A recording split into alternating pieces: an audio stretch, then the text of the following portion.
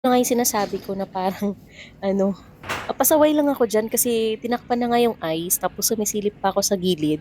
Kaya pala Gano'n pala. pagkatapos ng facial ko is parang ang pula-pula ng mata ko ta's parang masakit siya kasi pasaway ako, eh. Hindi ko na rin masyadong i-videohan yung iba kagaya ng mga pagtanggal ng mga blackheads, whiteheads kasi napaiyak ako sobrang sakit. Ang dami-dami ko kasing blackheads lalo na sa ilong, parang dinudurog nila yung ilong ko, sobrang sakit. Tapos ayan na, tapos na.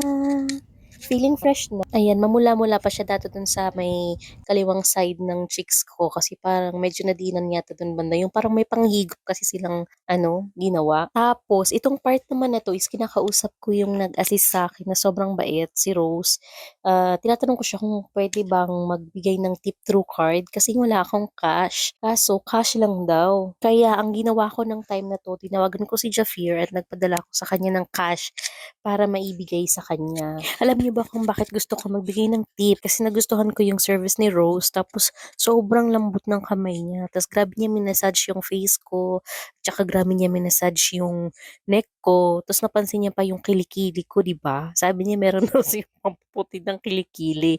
Kaso, wala naman na tayong budget dun, girl. Tapos, ayan na. Yan na ang kalabasan ng aking facial. Nakaka-fresh. Hanggang sa susunod na lang ulit na video. Salamat!